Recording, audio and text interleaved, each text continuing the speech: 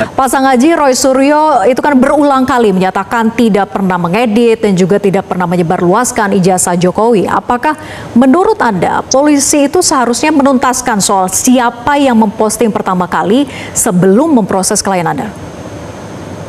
Oke Mbak Vera, sebelum saya jawab ke situ, pertama saya mengucapkan terima kasih kepada seluruh rakyat Indonesia atas dukungan dan doanya sehingga proses pemeriksaan tersangka yang kemarin dilakukan oleh penyidik Polda Metro Jaya, Mas Roy, Bang Rismon, dan kemudian Dr. Tifa, itu tidak dilakukan penahanan.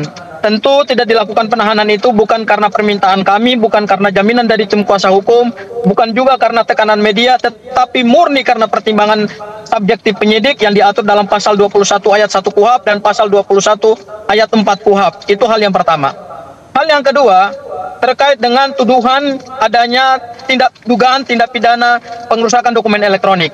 Kemarin pemeriksaan Mas Roy Suryo, kebetulan saya yang mendampingi pemeriksaan Mas Roy, itu dijelaskan secara gamblang, komprehensif terkait dugaan tindak pidana pasal 32 dan pasal 35 Undang-Undang ITE. Yang ancaman pidananya kan sebetulnya secara material jauh lebih berat, yaitu ancaman pidana 8 tahun penjara dan ancaman pidana 12 tahun penjara. Mas Roy Suryo telah menyampaikan bahwa hal yang pertama, apa yang diteliti itu basisnya adalah dokumen yang diunggah oleh Dian Sandi. Yang dilakukan oleh Mas Roy itu hanyalah menganalisis, hanyalah menganalisis wujud fisik ijazah Pak Joko Widodo yang diklaim oleh Dian Sandi sebagai ijazah asli. Tidak pernah dilakukan pengeditan, pengubahan, atau merubah format daripada ijazah tersebut. Tetapi yang dilakukan itu hanyalah menganalisis menggunakan metode telematika, ilmu pengetahuan yang beliau miliki. Jadi itu tidak benar sama sekali Mas Roy melakukan pengeditan. Hal yang kedua, apa yang dilakukan Mas Roy itu basisnya adalah basisnya ilmiah. Basisnya ilmiah. Sehingga seharusnya penyidik Polda Metro Jaya dalam menghadapi kasus ini itu jangan menarik pasal-pasal siluman, pasal-pasal bempar yang bisa kita anggap sebagai dasar untuk melakukan penahanan. Sehingga kami mahfum dan berterima kasih tentu kepada penyidik Polda Metro Jaya setelah mereka melakukan konfrontasi terhadap semua alat bukti, baik alat bukti keterangan saksi, ahli, surat petunjuk, dan juga termasuk keterangan tersangka, itu tidak didapatkan adanya dugaan tindak pidana pengeditan, pengerusakan dan mengubah keaslian dokumen ijazah Pak Joko Widodo.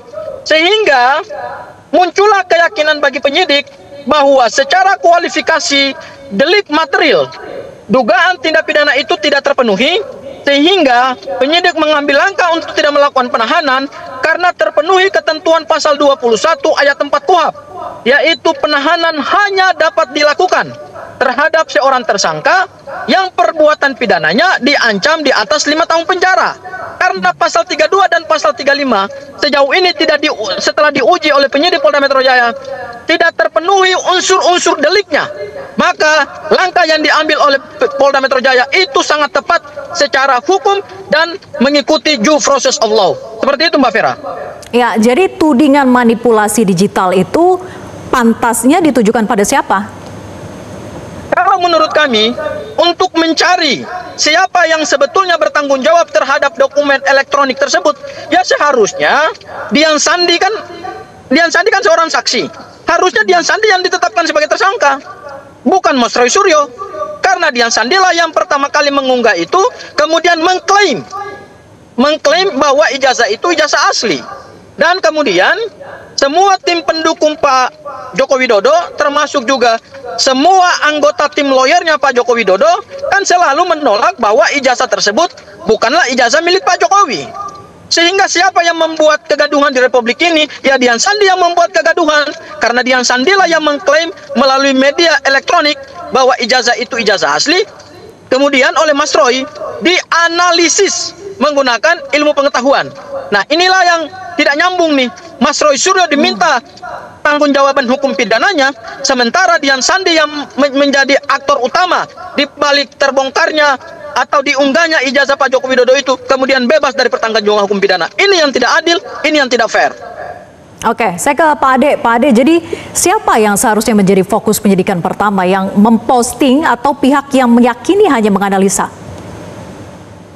Ya, intinya begini Mbak Vera ya, kalau terkait bahwa ini tidak salah lah, itu inilah pasal seginilah, enggak. Ini persoalan sudah naik ke tahap penetapan tersangka. Nama Dian Sandi tidak ada. Kalau sudah penetapan tersangka terus kemudian yang lain itu ada tersangka baru, tetapkan dong Polda Metro. Jadi gini, kita jangan kemajon, dalam artian gini. Ini kan masih ada 5 tersangka yang belum diperiksa.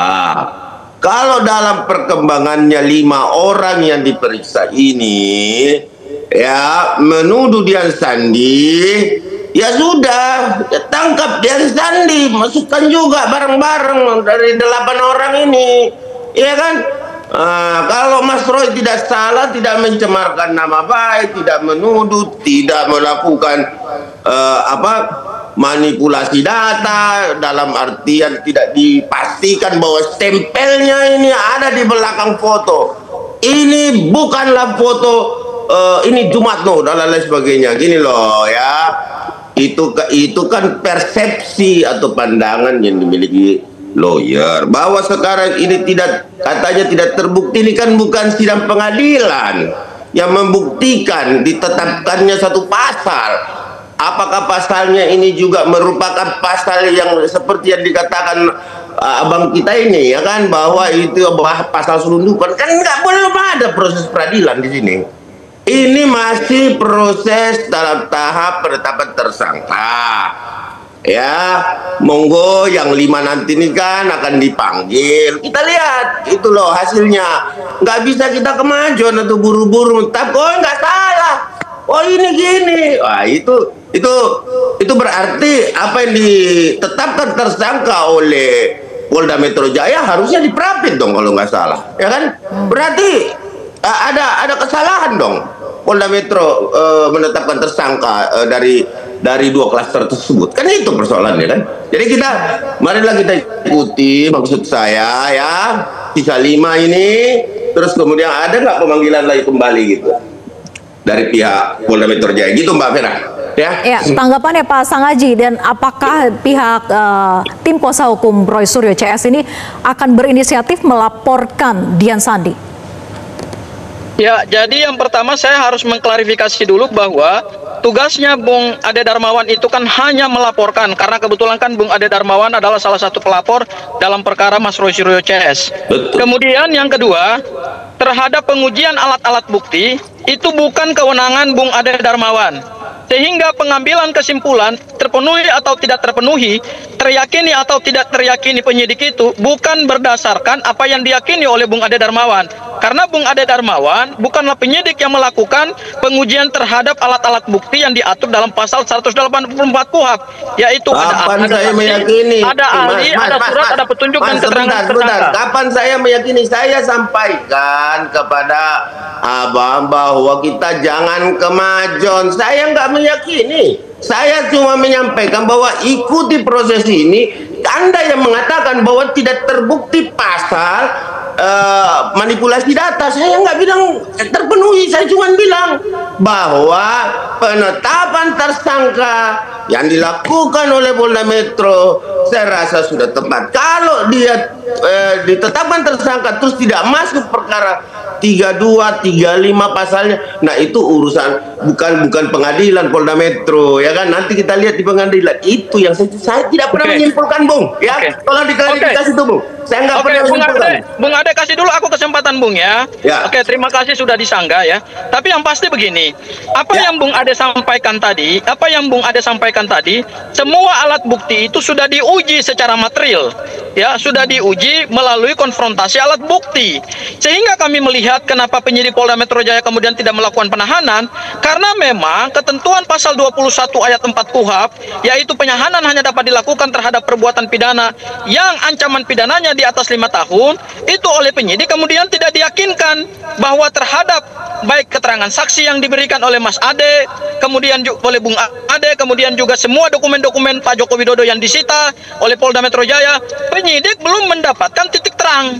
Sehingga secara subjektif penyidik menarik satu kesimpulan awal bahwa unsur-unsur delik yang diatur dalam pasal 32 dan pasal 35 Undang-Undang ITE belum memberikan keyakinan kepada penyidik, sehingga penyidik tidak mau mengambil risiko dengan melakukan penahanan. Itu hal yang pertama. Hal yang kedua, tentu betul, ini kan pasal-pasal akan kita uji dalam proses persidangan. Dan ingat, hak tersangka yang diatur dalam pasal 65 KUHP itu kemudian mengajukan bukti-bukti tandingan. Kebetulan kami berencana dalam waktu dekat akan mengajukan saksi yang meringankan, yaitu saksi adik charge, kemudian juga ahli-ahli yang meringankan, sehingga bisa memberikan check and balance terhadap bukti-bukti yang dimiliki oleh Bung Ade Darmawan, kemudian juga termasuk pelapor Pak Joko Widodo dan Lecumanan sebagai salah satu saksi juga. Ini kan akan kita lakukan proses penegakan hukum yang berimbang. Ingat, hukum acara pidana memberikan kesempatan yang berimbang kepada tersangka, kepada penyidik. Kewajiban hukum penyidik adalah melakukan penyidikan dengan berbagai alat bukti yang mereka miliki. Kemudian hak tersangka berdasarkan pasal 65 KUHP juga mengajukan bukti-bukti tandingan, sehingga proses hukum dalam perkara ini akan dilakukan uji dan kemudian pembuktian dalam proses penuntutan berdasarkan prinsip due process of law. Jadi ada presumption of innocence yang harus dihargai oleh semua pihak, bukan presumption of guilt yang selama ini digiring oleh teman-teman pendukung Pak Joko Widodo, bahwa seolah-olah Mas Roy Suryo, kemudian Bang Rismond dan Dr. Tifa itu telah bersalah melakukan tindak pidana atau dugaan tindak pidana pengerusakan dokumen elektronik. Seperti itu, Mbak Vera. Iya, nanti saya akan dalami terkait dengan saksi ahli yang dihadirkan ini rencananya siapa gitu ya. Tapi saya ke Prof. Hipnu dulu. Prof, dalam konteks Undang-Undang ITE, apa sebetulnya definisi tepat untuk mengartikan manipulasi digital dan tindakan seperti apa yang memenuhi unsur?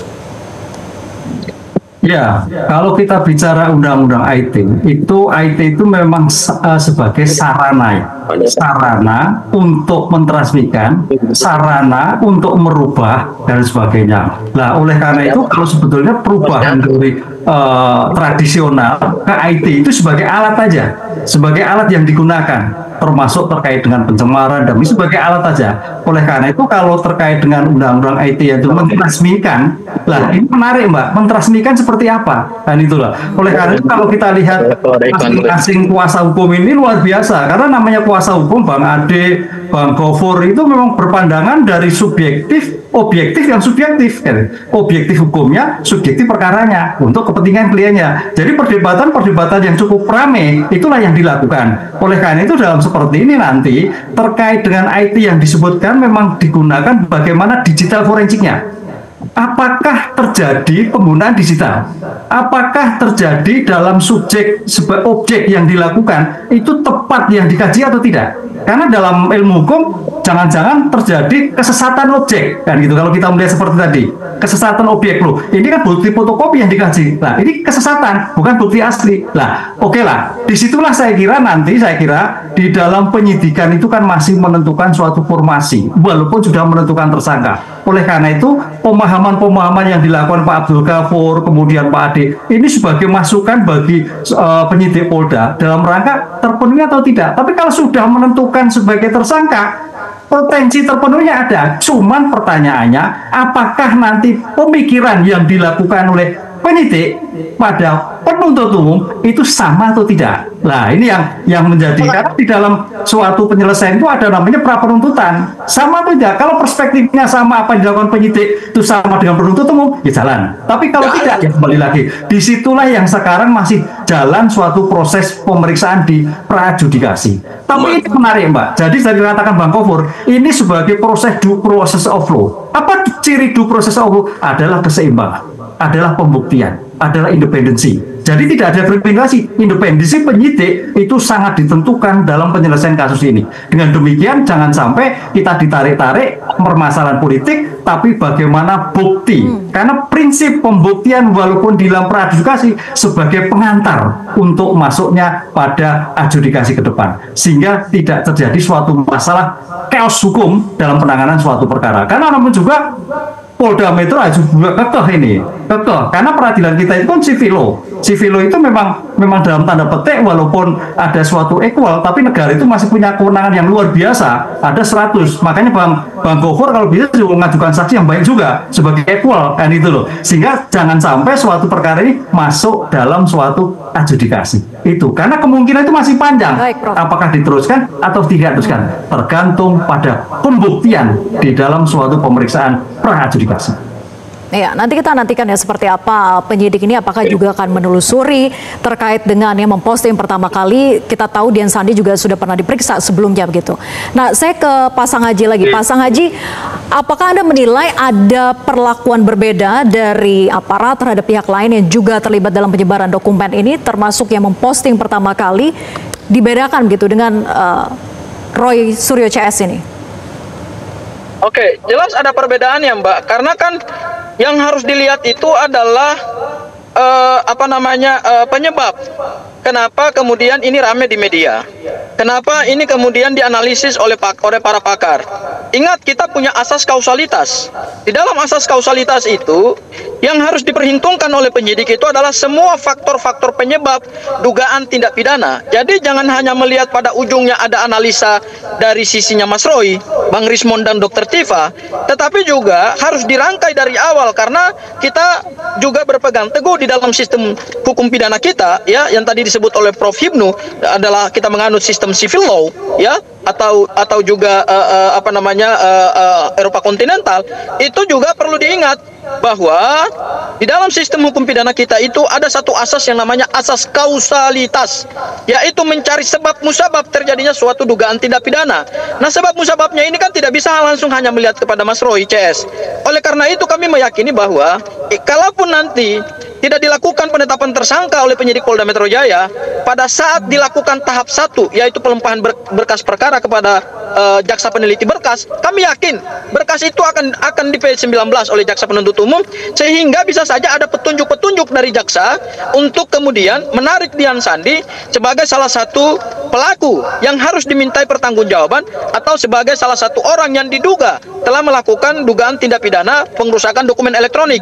Saya kira kalaupun ini tidak adil di tahap penyidikan di kepolisian Polda Metro Jaya, saya yakin bahwa nanti pada saat pada saat jaksa meneliti berkas perkara pada tahap 1 nanti bisa keluar P19 dengan adanya petunjuk dari jaksa, supaya asas kausalitas itu betul-betul diterapkan gitu, sehingga penerapan pasal kemudian pertanggungjawaban pidana itu bisa ditarik juga dari Dian Sandi.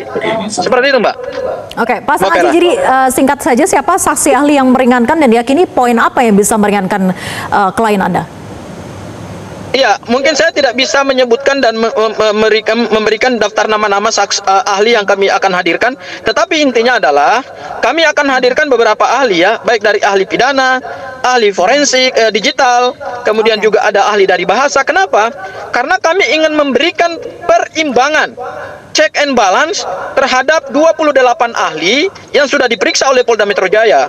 Bisa saja kemudian nanti berdasarkan ahli-ahli yang kami hadirkan, dan ahli itu kan sifatnya objektif. Ahli itu tidak subjektif.